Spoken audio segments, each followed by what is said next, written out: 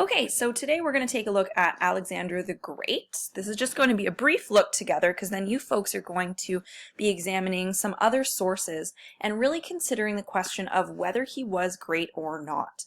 So our big question together is, can the title Alexander the Great really apply to Alexander of Macedon? Obviously that's what he's called. He's called that for a reason, but how appropriate is it really when we look at all the facts? This will connect directly into your next mini assignment. So I do want you to be thinking about criteria for greatness as we're discussing Alexander the Great. So things you can be thinking about are the same sorts of things you thought about when you were considering the greatness of various pharaohs in Egypt. Things like cultural legacy, impact, economic stability, peace, did the people like them? All of those kinds of basics, but I do want you to be considering some success criteria for Alexander himself. So to get us started, let's situate ourselves back in history. Really, we're looking at the time after the Peloponnesian Wars, and this was a time period where Athens was ruled by the 30 tyrants, which was a governmental system set up by Sparta to prevent democracy, the evil democracy of Athens, from spreading again. Sparta then kind of tries to dominate in the same way that we examined Athens dominating, but all of the other city-states are rallying against them because they do not want another Delian League. They don't want to deal with that all over again. So that doesn't last very long. Thebes then briefly rules for a period of time. Essentially what you've got after the Peloponnesian Wars is a big period of time where all of the different city-states within Greece are just kind of at war with each other and in competition with each other for power. None of them really rises and creates another great empire, but you do have a lot of competition. So even though they're unified in the Persian Wars, right after with the Peloponnesian Wars and then the time period afterwards, you don't have that unity anymore because the city-states are just too different and they're too competitive. At the same time, in the north, and I'll show you a map in a second, you've got the Macedonians, and the Macedonians essentially are set up as farmers and shepherds in the north. They've been there for quite a while. It's not until about the 4th century BCE that you start to have several kings rise up trying to unite Macedonia into the idea of one complete unit. The key figure in all of this was Philip the Great. What he does is really essential to then what his son Alexander the Great can do. Philip arranges a professional army. He defeats the southern Greeks. He moves down there in 338 BCE. This is the first time that a foreigner rules in Greece, but because you've got all the competition between the Greek city-states, because they're not unified at all, the Macedonians under Philip the Great, with Philip's very strong professional army, they're very easily able to come in and kind of take over the Greeks. Really, you don't have much change in terms of culture when the Macedonians take over the Greek city-states. Alexander the Great in particular is someone who really helped or aided in the flourishing of Greek culture throughout his empire. And so even though you've got Macedonians conquering the Greeks, you don't have a switch in terms of culture or civilization. They really just adopt a lot of the Greek cultures and customs and all of the great things that the Greeks have going on. So for the Greeks, it's really a matter of, yes, they're being ruled by a foreigner, but it's not like they're having these different political systems and ideologies forced on them. So when you look at this map here, you can see all of this darker orangey bit is Macedonia. And then we know, of course, that Greece is down here and also over here in these little island bits. So Macedonia comes down, takes over that whole area. So Philip the Great's son is Alexander, and Alexander is able to rule after his father's death at the age of only 20. So this is part of why people claim his greatness, because he is so young when he takes over what his father had created.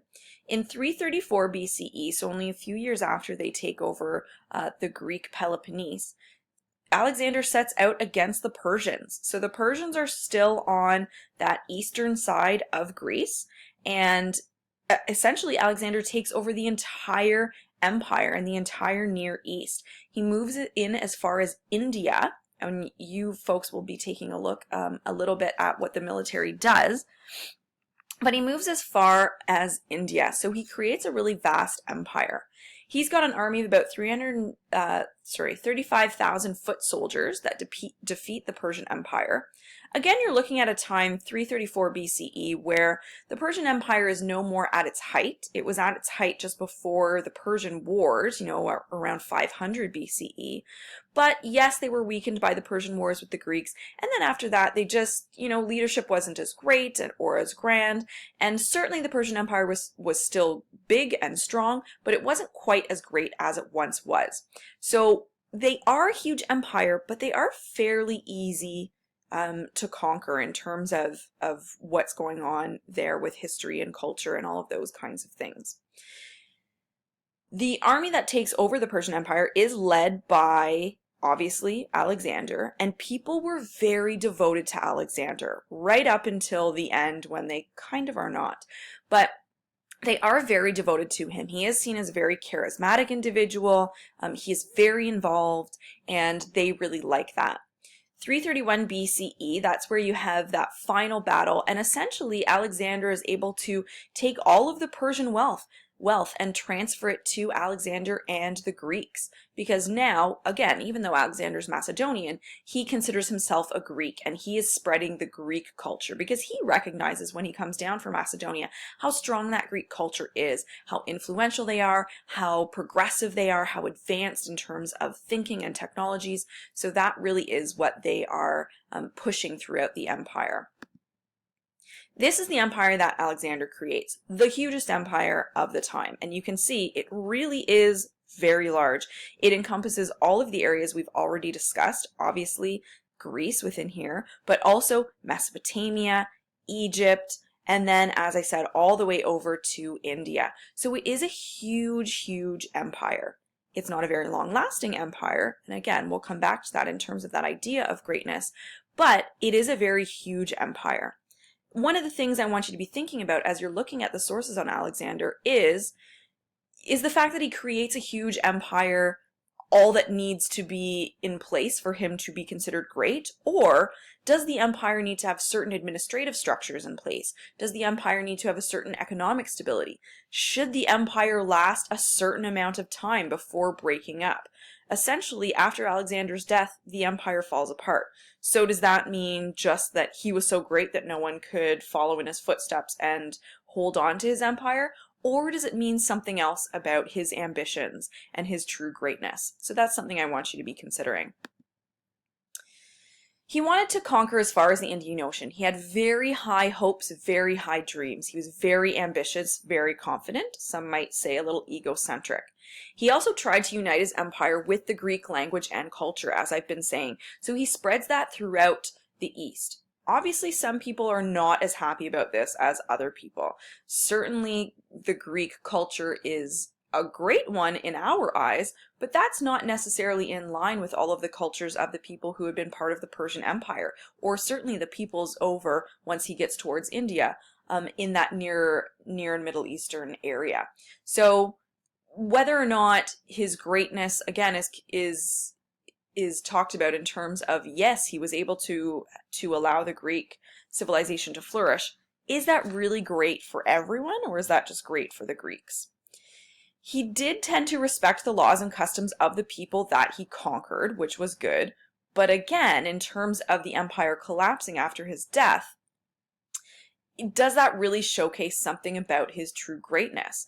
Should he have put administrative things in place? Should he have put certain economic factors in place that would have created a stable empire, not just a huge empire, but a stable, long-lasting empire? So those are some of the things that I want you to think about. And then again, he dies very young. He dies at the age of 33 in 323 BCE, and Ptolemy comes in. And essentially, you've got a breakup of his empire into several different parts, and then it kind of just falls apart after that. And certainly this is a time where we'll see the beginnings in our next unit of Rome starting to rise and everything that goes along with that. What I want you to do, though, as I've been saying, is really consider whether or not Alexander is as great as his name makes him sound. Some people will argue unequivocally yes.